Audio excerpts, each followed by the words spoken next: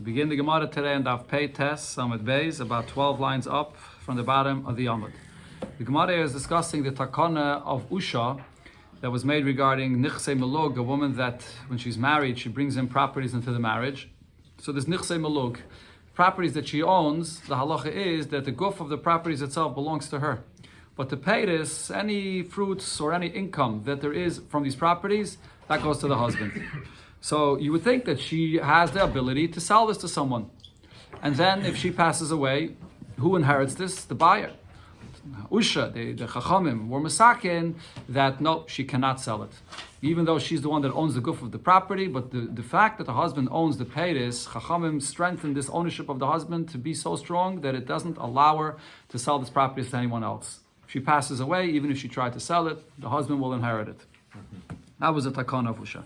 So the Gemara here will bring a braisa which seemingly shows us that this concept is a machlekes tanoim.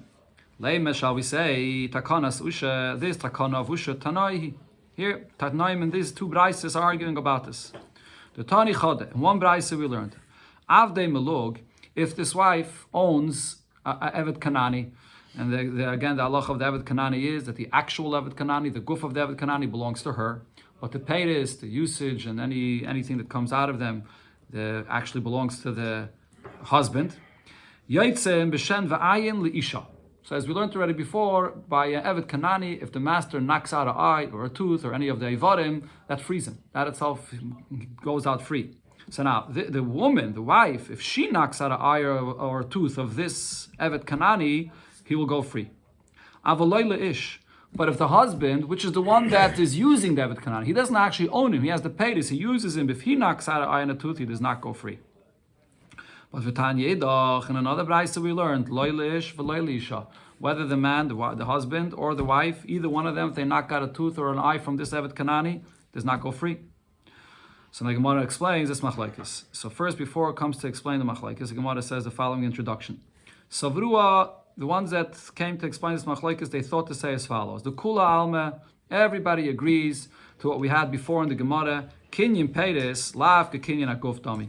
When a person has an acquisition regarding peiris of something, the usage or the income that he has in something, or the profits that come out of it, that's the only acquisition he has. It's not equivalent to actually owning the thing itself. The Gemara brought before this was a machlekes between Rish Lakish and Rabbi Yechanan about this subject. And we paskin like Rish Lakish regarding this, that the kinyan of peiris does not consist of kinyan aguf. It's two separate things. Okay, so over here, the husband has the kinyan peiris, and the isha has the kinyan aguf regarding this eved. So my love, if so, don't you think, the argument between these two braises here is regarding whether there is a takana of usha. The man, the amar li isha, the one that says that if the woman knocks out the eye or the tooth of this eved, then the eved will go free. Less like takana susha. He doesn't hold of the takana of usha that she has no ability to sell this eved to someone else. So therefore, she owns the actual eved itself. Ad kedei kach that she herself could sell the eved. So she has enough of an ownership in this eved that she's the master of the eved. And if she knocks out his eye and tooth, he'll go free. That's her. The husband, though, all he has is peiris.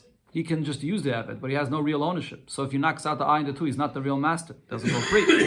But the man, the Omar, then the other brayse that says, Leilish v'leili isha, that not the man or not the woman that knocked out the eye or the tooth shall go free. He'll go free, that is, the eved. What does this mean? So this brayse actually holds that none of them have a real ownership in this eved at all. Why? Islay takana susha. He holds of the takana of usha. So therefore, the man, if he knocks out the eye, the tooth of this eved, he doesn't go free because in the end of the day, he only owns the peiris. And the isha also, if she knocks out the eye, the tooth of the eved, does not go free. Why not? Because even though it's really, she owns it, but because there's a takana of usha that doesn't allow her to sell this eved, so it's as if she doesn't own the eved himself. Look, she doesn't have the ability to even sell him. So the Chacham has strengthened the koyach of the husband to take away from her this ability to sell him. That shows that she's not really his master. And therefore, not the husband, not the wife that knock out the eye of the tooth will he go free. That would explain this machlekes of these two braises. So the Gemara here is going to give a few different answers to this. So this is not necessarily what the machlekes is. There's other ways to explain it. It says the Gemara, loy. That's not the pshat there. Either I can tell you like this: the kula alme islu takanas usha. Everybody holds at a certain point of time the chachamim and usha made this takana that a wife cannot sell her properties to someone else. and the husband will inherit it if she tries to sell it. Ella, rather, the difference is kan koydem takana and kan lachat takana. One brayso was saying the halacha before they made this takana, and then if she blinds the eved or she knocks out a tooth, he will go free. And kan lachat takana, once they made the takana that she can't sell the eved, so now she doesn't have that status of a master fully enough, and therefore the eved will not go free. It's one answer. Or I could tell you, idi lachat takana. Both of these braises are talking about after they made the takana that a wife cannot sell her nichse milug. Ve'islu takanas usha, and they both hold that this takanas usha exists. They made this takana. Elo. So what's the machlekes here? Laman da'amali isha v'leila ish. The opinion that says that nevertheless, even though she has no ability to sell this eved, but yet she has the ability to cause the eved to go free. Why? The Isha v'leila, she could free this eved by knocking out an eye and a tooth. The reason is, the Gemara is going to explain that freeing the eved is different than her trying to sell the eved. True, there's a takana of Usha that she can't sell the eved, but if when she knocks out an eye and a tooth, which causes him to be freed, that will take out the eved from the power that the husband has and the usage and the takana of Usha over this eved. My time, and where do we see that freeing the eved does this? The Omar Kedarava, like Rava said. The Omar Rava said the following halacha. Hektish chametz v'shichror mafkiim edei shibud. Okay, so what this means over here is that if a person owes someone money, there's a shibud, there's a lien on his properties or on an object that he owns. And we're talking over here regarding hektish. Let's explain one thing at a time. First, regarding hektish. If a person, not only there's a lien on something that he owns, but there was a specific ox that he owns, that he made it as an apaitiki. Apaitiki means he tells the lender, when you come to collect your loan, this is the ox that you're going to collect it from. I'm designating this ox for you to collect your loan. Okay, but then what happens if the borrower just decides and goes ahead and declares this ox to become hektish? So now what happens is, does that hektish take effect? Yeah. Even though there was a lien on it and an apaitiki that this is where he's supposed to collect, it doesn't matter. Once you designate it as hektish, it takes away that lien and the hektish takes effect. Why? Because in the end of the day, there's only a shibud. Even though it's an apaitiki and he says you could only collect from here, but it's a lien. But it's still in the possession of this person and he has the ability to be makdish it and it takes away that lien. And Rashi just clarifies, the hektish we're talking about over here is a hektish which is kedushas haguf, which is a hektish for a carbon, for the mizbeach. That takes away the lien of this lender. Not if it's a hektish which is kedushas damim, which is a hektish that you give for the Beis Hamikdash, for the bedek habayis, that does not take off the lien of this person. That's one example where we see that being here. When you makdish it, it takes away this person's lien. Then there's another example, chametz. If a person borrowed money from a guy, and he made it with the guy, you're going to collect your loan here from this chametz that I own. Then Pesach comes. What happens when Pesach comes? The chametz over Pesach will become totally aser. And the time it comes, you have to burn the chametz, you have to get rid of the chametz, even though it belongs to the guy. You made up with the guy that he's going to collect from here, from this chametz. Nevertheless, when the time comes to burn it, you have to burn the chametz. And the guy doesn't have the ability to collect from this chametz. It becomes, Otherwise, if you leave it in your property, it's going to become totally aser after Pesach. Anyways. You can take it before, we're saying before Pesach. It's not the time of the payment of the loan yet. Not the time of the payment didn't come yet. Okay, if the guy was here to take it, and chanami, you can give it to the guy instead of burning it. But the time of the loan to pay the loan didn't come yet. The guy is not here, so you burn it. Now Rashi just clarifies here regarding this also a point that this lien that there is on this chametz, and you told the guy that he can collect from this chametz, this whole halacha that the yid burns it when the time comes, that's if this chametz is in the possession of the yid.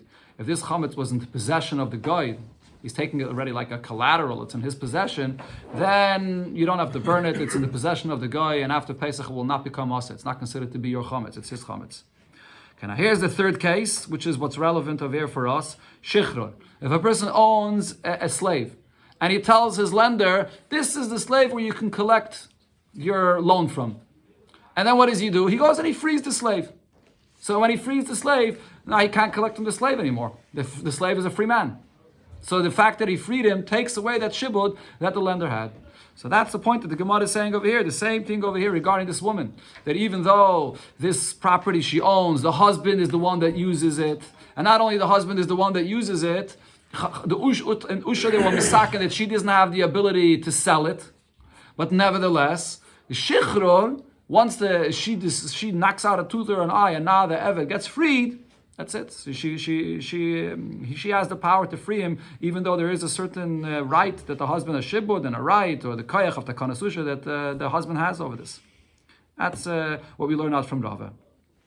So that explains the Braisa that says that when she frees the Eved through knocking out an eye and a tooth, the Eved will go free. So based on this, the Gemara says, so Leme, shall we say, the Rava Tanoi, that this concept that Rava said, that if you free an Eved, then it takes away the shibud that there is on this Eved. Shall we say now that this is a machlekes Tanoim of these two Braises here, because there's another Braisa that says that if she knocks out the tooth of the Eved, he does not go free. Not like what Rava said, that the Shichra takes away the shibud. And says the Gemara, Loi, we don't have to say it's a machlekes, that what Rava said is a machlekes Tanoim. The Kulam is the Rava regarding a loan where there's a lien on an Eved, where there's an apaitiki in an Eved. Over there, everybody would agree to Rava that if the borrower frees that Eved, then the lender can't collect anything from the Eved. But Vahacha, though, over here, we're talking about the Eved of Nichse Melug that's owned by a wife, and the husband has rights to it, and there's a takana of Usha as well. So over here, the machlekes is whether the takana of Usha, that she can't sell the Eved, does that also apply to the fact that she can't free the Eved? Over here, al mu'ar rabbanan l'shibud debal. The machlekes of these two braises is this takana of Usha that says that you can't sell the Eved. Did they make that takana so strong that not only she can't sell the Eved, but even if she just frees him, she also can't do that? That's what one braisa held. Another braisa held, no, the takana of Usha is she can't decide to sell him to someone. But if she knocks out an eye and a tooth and he goes out free, then he will go free. That's the machlekes over here. Benigeh to how you define the takana of Usha, how far they went. This is another pshat in the Braisa, and the Gemara has now a third pshat in the Braisa. So the Gemara, I can tell you like this: the kula alme leslu lahani tanoi takana susha. I can tell you both of these Braisas disagree with takana of Usha. Really, a woman has the ability to sell her Eved in the lifetime of the husband. So therefore, really, if she knocks out an eye and a tooth, the Eved should go free. What's the machlekes in the Braisa here, whether the Eved goes free or not? Bekinyan peiris, kekinyan guf dami kamiflagi. The argument over here is the husband that has a kinyan of peiris, is his kinyan of peiris strong enough to be considered like a kinyan aguf, and therefore it stops her from being able to free the Eved, because her ownership is not a real ownership, because there's someone else that also has the ownership, and his ownership, the husband's ownership, is like a kinyan aguf. So going back to the point that the Gemara said before, the Gemara started off this whole thing saying that everybody holds kinyan apeiris is not like kinyan aguf. So if that's the case, the woman, she has the kinyan aguf, and therefore if she can free the Eved if she knocks out an eye or a tooth. But now the Gemara is saying, no, this itself here, this machlekes we had before between Reish Lakish and Rabbi Yechanan, that's the machlekes here of these two braises, whether the kinyan peiris that the husband has is equivalent like the kinyan aguf, and therefore she can't free the Eved because she doesn't have a full proper kinyan, because the husband also has a kinyan which is like a kinyan aguf, and on the other hand, the husband can't free the Eved either because he also doesn't have a real kinyan in it, because she's the one that has a kinyan aguf. So none of them can free this Eved by knocking out an eye and a tooth. That's the pshat in this in the two braises here. Says the Gemara, based on this last interpretation here regarding this subject of kinyan peiris and kinyan aguf, ubeplukte dahani tanoi. This argument we find also other Tanoim argued about the same exact subject. Tanya, as we learned in the Braisa, so here the Gemara brings a Braisa that's going to talk about a halacha that you find uniquely by an Eved Kanani. By an Eved Kanani, the halacha is that if you kill someone, but it's in such a way that he didn't die immediately. He died after 24 hours.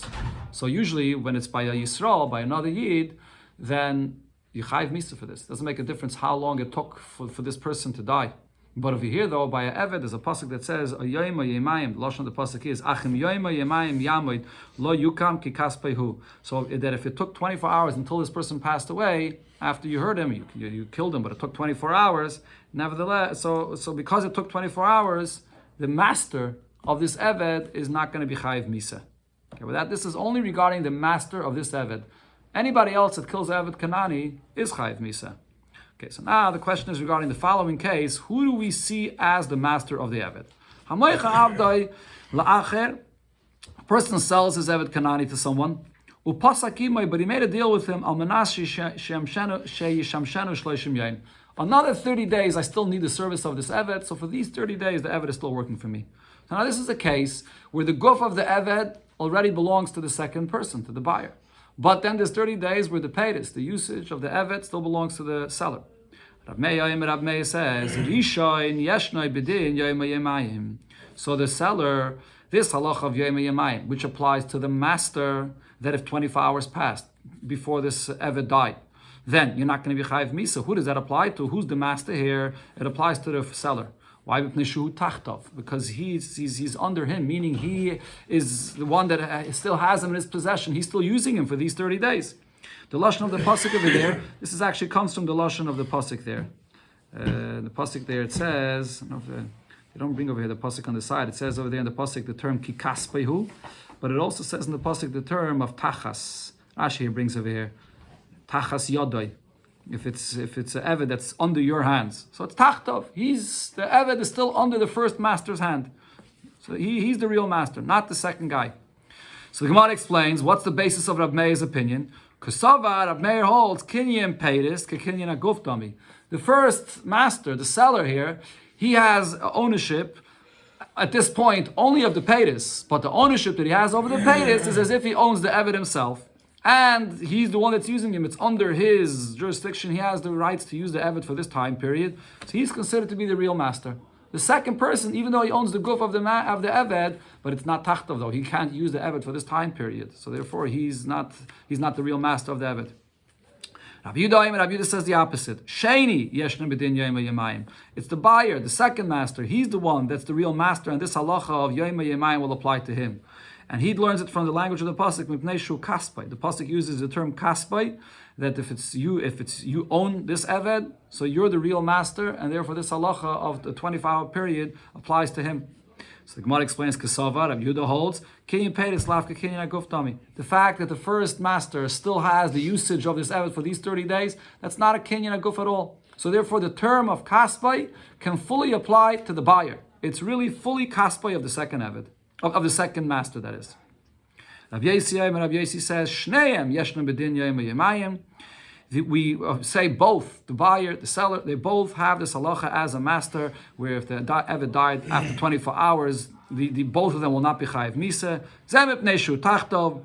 The first one is because he's still working for him. V'zem ipnei shu kaspai. And the second one is because he's the real owner. He already paid, and he's already the real owner of the guf of the eved itself. So the Gemara explains what's the basis of Rabbi Yossi's opinion. Mesapkele, he actually says that this concept is a suffix. It's a doubt which way is right. Kinyan peiris, ike kinyan agufdami. Do I say that the acquisition of the usage of the eved is equivalent to owning the body of the eved himself? And if that would be the case, then the first one is the real master. Ilafka kinyan agufdami. Or no, it's not equivalent to owning the body of the eved itself. And therefore, the second master, the buyer, he's the one that's the real master of the eved, because it's kaspai. And therefore, since we're unsure about this, v'savik nefashos lahakol. So here it's a question of whether any of these, if they killed this eved and he died after 24-hour period, do you have to give him a chiv misa? It's a doubt. So therefore, you can't, v'savik nefashos lahakol, you can't give misa to either one of them. Rabbi Eliezer, or another ger says, Rabbi Eliezer, shneim einem b'din yoyma yemayim. Both of them are not a full master, and by both of them we can't apply this halacha as a master that they don't get misa if he died after 24 hours. Zel lefi she'ein tachtov. The second one is because he's not under him, he's not being used by the second one yet. And the first one is because he doesn't own him fully. So the Gemara now explains what's the basis of Rabbi Elazar's opinion. Amar Rava says, my time at the Rabbi Eliezer. Amakra, the pasuk says, ki kaspayhu. When the pasuk uses this term, ki kaspayhu, that this is your money, your ownership, it means kaspay hamiyuchadloi. It has to be a real ownership, a real full-fledged ownership. And therefore, over here, that doesn't apply to any of them. The first master only has the peiris. And even if you're going to say, kinya peiris is kinya gov, it doesn't matter. It's not a full ownership. And the second one also doesn't have a full ownership either. The second one only has a gov, but he doesn't have the peiris. He can't use it yet. So therefore, it's not designated fully for him. It has to be kaspay amiyuchadlei. So now the Gemara brings Kaman Ozla. We have another place also, a similar thing, where this opinion of Rabbi Elazar will apply. According to others ago, this that we learned, how the Amma Ameimer said, Ish v'isha shemachru b'nichsei melug. The case that we were talking about before, where a wife tries to sell her property that's nichsei melug, the husband owns the peiris and she owns the guf. But what happens now if both, the wife and the husband, they're both selling it to this person? Does the sale take effect? Says the Gemara, loy asu v'loy klom. The sale does not take effect. And if the wife dies first, the husband keeps it. If the husband dies first, the wife keeps it. The whole sale didn't take effect, even though they both sold it. Why not? So the Gemara explains, according to whose opinion does this go? Kaman, Rabbi Eliezer. It follows like the opinion of Rabbi Eliezer. Why? What did Rabbi Eliezer say? By the Eved, Rabbi Eliezer says that if one owns the Peiris and one owns the Guf, none of them are considered to be a real master. So too benegay to the ownership of this property. If the husband owns the Peiris and she owns the Guf, none of them are considered to be a real master. So none of them could really have the ability to sell it. And even if they both sell it together, no one's a master to sell it here. Now she explains, and Taisus explains over here also, that this is different than the halacha of two partners. Two partners that try to sell a property that they own together, of course they can sell it. Because each partner has a real full ownership in this. He has a half, he's only half, he's a partner. But he has an ownership of guf and peiris, a total ownership, a total real ownership in this object. And you have two people that own it together, they both have together a full ownership here. But over here, when you have one has a kinyan of peiris and one has a kinyan of guf, no one has a real jurisdiction over this chayfetz. No one has a real ownership. So none of them could sell it. Even if they're selling it together, the sale doesn't take effect. That's what we see Rabbi Elazar was saying regarding what the Torah says by kaspayhu, by the Eved, and the Gemara is actually going to bring that this applies by another case as well. So we see that Rabbi Elazar holds this is not only there by this case of kaspayhu, but b'chlal, he learns that this is a halacha, you could say, by any kind of ownership like this, that you can't sell. Man Tana, another case where we see this applies. Man Tana lahad Tana Rabbanon, who's the Tana of what we learned in the Braisa. Misha chetzi Eved v'chetzi ben chayrin. When you have an Eved that's he's half an Eved and half free. And v'chein Eved shel shnei shutfim, or Eved that's owned by partners. So Taisus over here explains that the pshat in the Gemara over here is that we're talking about not stam Eved of two partners, because if it's an Eved of two regular partners, each one owns half of the Eved, so then each one owns a full ownership of a shutfis in this Eved. So that's not what we're talking about here. We're talking over here about Eved shel shnei shutfim is such a kind of a case where one of them owns the peiris and one of them owns the guf. That's the kind of partnership that we're talking about over here. And the same thing with the chatzi Eved and chatzi ben chayrin. We're talking about an Eved where he got freed from his master. Taisus over here says the case is that his master he paid his master money to be freed, so the guf belongs to him already, but he didn't get yet a shtar shikhr from his master. He didn't get that document to fully free him, and therefore the peiris, his usage, he still has to be by his master. So in other words, the point is that this Braisa is talking about a similar case to what we spoke about before, where the guf belongs to one and the usage, the peiris, belongs to another. So in such a case, ein yotzim b'rashi evarim, over here, he cannot be freed by knocking out an eye or a tooth. She'ein chayzrin. This is, or any of the evarim, that is, not only an eye or a tooth, any of the evarim which don't come back, usually Eved is freed by this, but over here, there's nobody that's a proper master over him. So since there's no proper master over him, so he will not be freed if an eye or tooth is knocked out, which is only if the master does that. So we said in the name of Rave, Rabbi Eliezer, this is another case where we see Rabbi Eliezer's opinion applies.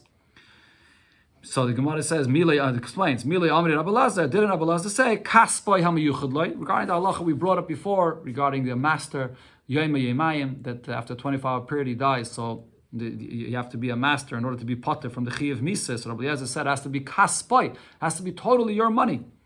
And that doesn't apply to one that owns just the fruits or one that owns just the guf. Chanami here as well, this halacha, that if you knock out an eye or a tooth of your Eved, he goes free, that's only if you have a real ownership in him. But not if you have ownership of only the peiris or only the guf. And the same thing applies also to Nichse Melog by Ish and Isha. None of them are a real owner, none of them can sell it. And even if they sell it together, the sale doesn't take effect. A person that goes ahead and bangs his friend on his ears, Rashi says, Boxes the ear. He what? Box the ear. Okay, box the ear. Or Rashi actually says that either he banged him or he blew into his ear. So this is an embarrassment. This Mishnah here talks about different levels of payment for different kinds of embarrassment. Nice and leisela. For this kind of embarrassment, you have to pay a sela. Rabbi Yehuda Mishum Rabbi Yossi mana. You pay much more than that. You pay a mana for this. Satrai if you hit him on his cheek, slapped him on his cheek, you pay him 200 zuz for this. La'achar yadai, if you hit someone on the back of his hand, that's actually considered to be more an embarrassment. Very interesting. For this, you have to pay him 400 zuz. Tzaram ba'oznai, if you pull the person's ear, or talash b'sayra, you pull his ears, rakak, you spit v'higia by raikai, and the spit reached on this person's body. Hever talisa mimenu, you took off a garment from him in the street. Or para reishi isha b'shok, or he uncovered a woman's hair in the street. Nice and law, your law, you give them arba meyezuz. You give 400 zuz for this kind of embarrassment. This is the highest level of embarrassment. Zehaklal, what's the rule over here of these kind of payments for the embarrassment? Hakoi lefi kvaidai. Everything goes according to the level of the person that you embarrassed, to what degree he was embarrassed, according to the level of what kind of a prominent person he is, so you estimate the kind of payment. Rabbi Akiva argues in this though, Amar Rabbi Akiva afila aniyim should be Yisrael. Even the most poor person amongst Yidden. Doesn't matter. You can't say, oh, he's so poor, so the embarrassment for him is so little. No, it doesn't work that way. We see every single Yid, and we evaluate it with the following kind of evaluation. We look at him as a free person that has money, that's rich, but that lost some of the money. In other words, a person that's not very rich and a person that's not totally poor, but someone that's in between. Why? Why do we look at all people with the same level of evaluation? Because all Yidden are the children of Avram, Yitzchak, and Yaakov, and therefore we can't look at one person and say, he's the fact that he got embarrassed, that's he's just poor. No, we look at all Yidden the same, Bnei Avram, Yitzchak, and Yaakov. The Gemara brings a story where we see Rabbi Akiva's opinion applies. Person came and uncovered a woman's hair in the street. She got embarrassed. So Bas Lefnei Rabbi Akiva, she came in front of Rabbi Akiva. Rabbi Akiva obligated the person that did this to pay 400 zuz for what he did. So this person says to Rabbi Akiva, Rabbi, 10 lizman, give me time till I could get the money to pay. And in the meantime, what does this person do? V'nasan leizman, Rabbi Akiva gives him time to be able to pay. Shamra aymedas al pesach chatzera. See, he was there and snooping out in the property to see where she is, and he saw her standing there by the entrance of her courtyard. And then what he did is, v'shavar asakad b'fanah, he took a jug of oil and he broke it in front of her. Uboy ke'isr shemen, and there was a little bit of oil in it, the value of an isr inside it that was now on the floor. Now, this woman here was a very, very poor woman. Gilsa Esreisha, she uncovered her hair. And what she did is she was taking with her hands, she was scooping up the oil with her hands and putting it into her hair. Because she was so poor that she wanted to get a little bit of oil that she could have. And then later she can take this oil and squeeze it out from her hair and she'll have this oil. So what did this person try to prove by this? That for her to uncover her hair publicly, it's not an embarrassment for her. So Hamadullah Eidim, he had witnesses that were there when this happened. And now, Baal Lefnei Rabbi Akiva, he came back to Rabbi Akiva and he said to Rabbi Akiva, Oh Malay, the Bachir adds, Rabbi, my Rebbe, Lezuani, nice and dalad, mei zuz. I'm giving her a payment of 400 zuz for uncovering her hair. Look how she herself, just for a little bit of oil, she went and uncovered her hair. It's not an embarrassment for her. He uncovered her. Huh? He uncovered her before. No, this is a different. But this is a different story. The different story. He's proving that it's not an embarrassment for her. What's the difference? Yeah. Amalei, so Rabbi Akiva said, Lo yamarta klum. What you said is pointless. It doesn't pat to you for what you did. Because again, the point is, this goes back to what Rabbi Akiva said before, even if she's very poor and she would do this to herself, but it doesn't matter. Who's the true identity of this woman? The true identity of a Yid is Ben Avram, Yitzchak, v'Yaakov. And therefore, to go and embarrass another Yid, you have to pay for that embarrassment. It doesn't matter how low she is in her own eyes, and she's poor and so on. It doesn't make a difference. Lo yamarta klum. Talk to Mishnah, a person that injures himself, you're not allowed to injure your own body. Potter, but there's nobody to pay to. Obviously, a potter. Others that injure you, chayavim, they have to pay. Similar thing, a person that cuts off a sapling, a tree that grows in your property. You're not allowed to cut off a tree. You're not allowed to cut off, that is potter. But you're going to be potter for this. There's no one to pay. It's yourself, your own trees. But others that cut off these trees are going to be chayav to pay for this. Rashi brings, we had in a Gemara before, if you cut off a little sapling that's just a year old, you pay shtei kesef for this. Gemara brought this before. The Shaila was asked. Siemens is just for the bush alone. The Busha. This Mishnah is talking just about Baishas. We're not talking about just this Mishnah is the Shiurim about Baishas. The what? You have to hire 5 things or whatever it is. What's the Chiddush in the end of the Mishnah? It's a good question. Gemara Yaket, it's a good question. So the Shaila was asked, Mana Tsuri Tanan or Mana Medina Tanan? When it says in the Mishnah, this shear of payment, that you have to pay a Mana, what does a Mana mean? Is a Mana the Mana Tsuri or the Mana Medina? What's the difference between Mana Tsuri and Mana Medina? Mana Tsuri is 8 times as much more valuable than the Mana Medina. That's what Rashi brings here. The reason is because the Mana Tsuri was made out of pure silver. Mana Medina was made out of copper. It was seven times copper against 1 time silver. It was so it wasn't at all as valuable. So what kind of a mana did the Mishnah mean when it says here? Tashma, the Gemara brings a raya from a story that happened. Ahu gavre, the tokale lechavre, a person, he banged his friend or he boxed his friend on his ear. Asla kameder Rav Yehuda Nesiya. They came to Rav Yehuda Nesiya. Amalei, Rav Yehuda Nesiya said, Ha-no, ha Rav Yesi Eglili. I'm here, Rav Yesi Eglili is here. And therefore I tell you, Havlei, give this person mana tsuri. Pay him a mana, and he specified what kind of a mana? The mana tsuri, the more expensive mana, that's pure silver. Shmamina mana tsuri tanan. From this we see that the mana tsuri in the Mishnah is the mana tsuri. Shmamina. This is a rai from the story. Now the Gemara will focus on a certain detail here that it said in the story. What did it mean to say when it says ha-ana ha Rav Yesi Eglili? I'm here and Rav Yesi Eglili is here. What's the relevance of this? Why is he saying I'm here, Rav Yesi Eglili? If you're going to say that the pshat of here is as follows, this is what he was saying. I myself saw this happening. I'm a witness that you banged this person on his ear. And Rabbi Yesi Aglili is also here. The Omar Monatsuri. And Rabbi Yesi Aglili says that the money that you have to pay is a Monatsuri, and therefore Zil Havle Monatsuri. Go ahead and pay that Monatsuri. In other words, the point that he was really saying is, I myself witnessed this. I saw you doing this, and I'm the judge that's also going to be paskening that you have to pay. So he's an aid and a dayan at the same time. So the Gemara asked him this, Lamemre, shall we say, the aid, nasa dayan, that the one that witnessed this, and then he comes and is saying that this happened, here, Rabbi Yehuda Nasi, he witnesses, he himself could be the judge not to obligate you to pay. But Vatanya, we learned in the Braise, Sanhedrin sharo echad shaharigas hanefesh. A Sanhedrin that sees somebody that killed someone. They witness it themselves. So what do you do now in this case? Miktsasam nasa edim. So some of the Sanhedrin will be edim for this. They have to come and say the testimony. But umiktsasam nasa dayanim. And the others, they will become the judges to paskin that this person is chayiv misa. Right? But the ones that saw themselves, they can't be the ones that will testify, and they themselves are going to be the ones that are going to paskin. Right?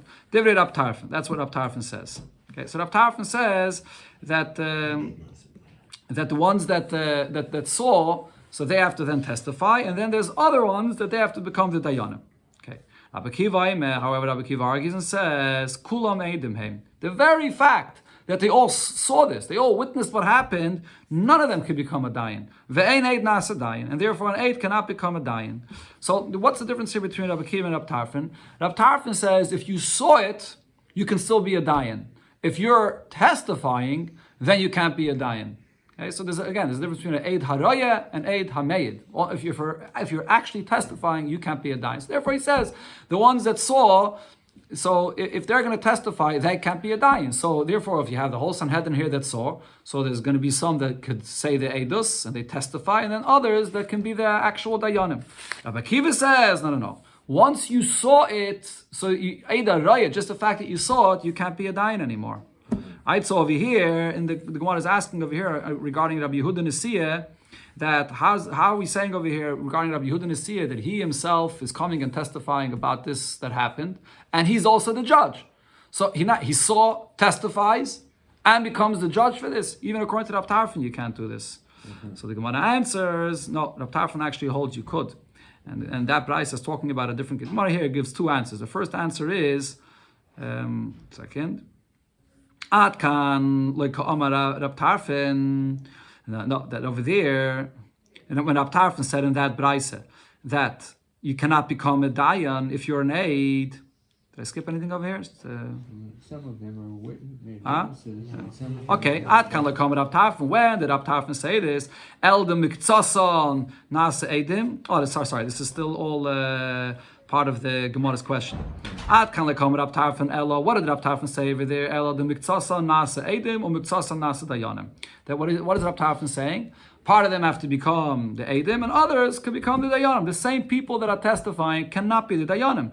Avul Eid Nasa Dayan Loika Omar. But the one that's testifying, not only he saw, but he's actually testifying that he should be the actual Dayan. That for sure, even Rab Tarfon holds you can't do that. So over here, Rabbi Yehuda didn't see it. He's testifying about the embarrassment that this person did, and he's becoming the Dayan. How could you do that? So the Gemara says, no, Kitanya, the really Rab Tarfon agrees that you could become a Dayan. Over there, what is it talking about? That these Sanhedrin, they saw what happened here. This person killed someone. When did they see this? They saw this by night. Nighttime is not a time where a Bezdin could judge at all. Right? So therefore, the pshat over here is nighttime, where the Sanhedrin saw what they saw, and they can't do any judgment at that time. So then the next morning, if they're going to want to judge this person, they're going to have a proper testimony. So then, because you have to have proper testimony, those that are testifying cannot be judges at the same time. However, if the Bezdin themselves, the Sanhedrin, had seen what happened in a time where they themselves could be judges, so then, right after they saw what they saw, they don't have to have any testimony. Nobody has to testify anything. Just based on what they saw, they can right away paskin that this person's chayav misa without any testimony. Because what you saw itself, Rashi says, the Re'iyah, seeing something is stronger than hearing something. So what do they need testimony for? So over here, in the case of Rabbi Yehuda Nesiyah, he himself saw what happened. He doesn't have to testify. He saw what happened. So right away, he's paskins based on the Re'iyah. In such a case, Rab Tarfon would say that an aid could be a dayan. Schenken in the Braise, you saw it at night. Then the next morning, it's necessary to have an actual testimony. Once there's an actual testimony by some of the Sanhedrin that saw, those that are testifying cannot be the Eidim. So therefore, what Rabbi Yehuda Nesiyah says could fit with Rab Tarfon's opinion. That's one shot. You have to see it. Huh? In order to testify, you have to see it. Yeah, and a Chanami. But the other way around, though, not necessarily do you have to testify. If you saw it in a time where Bezdin Kapaskin right away, then you don't even need testimony. You just see it and you paskin without any testimony. So therefore the aid could become the dayan. If you have to see and then you have to wait till the next morning to paskin, then you need a separate testimony. Right. So then the one that's actually testifying cannot be the dayan. That's Rashi's pshat there. Another pshat we could say, Hachi Ka'amalei. We misunderstood what Rabbi Yehuda Nesiyah was saying. He wasn't saying that he's going to be the one that's testifying and he's also going to be the dying. What he was saying is something else. No, the svira lik Rabbi Yossi Glili. I hold like Rabbi Yossi Glili, the Amma Monat Suri, that says that you have to pay a Monat Suri. And V'has Sahadi, and there's other witnesses here, the Misadi Bach, that are saying this about you for what you did to this person. Zil Havle Monat Suri. Go and pay this Monat Suri. Okay, so there was he wasn't the aid himself. There were other aidim there. He was just saying, I agree to Rabbi Yehuda Nesiyah. Rabbi Yehuda Nesiyah, that is, was saying that I agree to Rabbi Yossi Glili that the Monat that you have to pay is a Monat Suri, the expensive Monat. Now the Gemara asks on Rabbi Akiva's opinion. Rabbi Akiva, is it true that Rabbi Akiva holds the Ein Eid Nasa Dayan, that an aid that even just saw what happened, even if he's not testifying, an aid that saw what happened, he cannot become a Dayan? This halacha, by the way, of Rabbi Akiva is specifically going to get to Din Nefashis, because by Din Nefashis, the Bezdin has to have the Yitzilo Eid, the Bezdin has to have the ability to be Malamet Schus on the person that they're giving the Chiyav Misa to. So if the Eid himself saw it, when you see something, there's no way you could have any idea of limud chus, because you saw it with your very own eyes what happened. So now the Gemara asks, is this though true that Rabbi Akiva holds this halacha by din and nefashis, that if you see it, you can't become a dayan? But Vatanya, we learned in the Braise the following machlekes. If a person injured his friend, either he by throwing a rock at him or with his own fist. Why does the Torah have to mention separately the rock and the fist? Shimon HaTimani Yamis, Shimon HaTimani says like as follows. We learn out from the fact that the Torah says an egreif, a fist, ma egreif miyuchad, just like a fist is unique, shemasser le'eda u'le'edim, that this is something that both the witnesses see this fist and they can estimate whether this fist itself is able to cause this kind of injury. Because when you want to obligate a person to pay for an injury, you have to estimate to see if what he did is actually able to cause this injury. And the Eidim could see that, and the Bezdin themselves could also estimate this. Because you can bring this chayvel, this person with his fist, into the Bezdin, and the Bezdin will estimate this. Afkol, we learn from this expression of the Torah, the fist, we say that in every case, shemasser le'eda le'edim. Only if it's something that the Bezdin itself could estimate, like the Eidim themselves that could estimate it, but that's not enough. The Bezdin has to be able to estimate this. Then the Bezdin could give this person whatever chiyuv it is for him to pay what he did. Prat, this excludes a case, if the person injured someone with some kind of object, and now that object was lost from the Eidim, and it can't be brought into the Bezdin, and Bezdin can't estimate now this. In such a case, Bezdin doesn't have the ability to estimate the object that caused the damage, they can't obligate him to pay. Maybe this object that he threw at this person does not have the ability to cause this injury. Rabbi Akiva disagrees with this. The point Rabbi Akiva is going to say is, we don't need the Bezdin to have the ability to estimate this object if it could cause the injury. We rely on the Eidim for that. And Rabbi Akiva proves this, and he asks a bunch of questions here on Shimon HaTimani.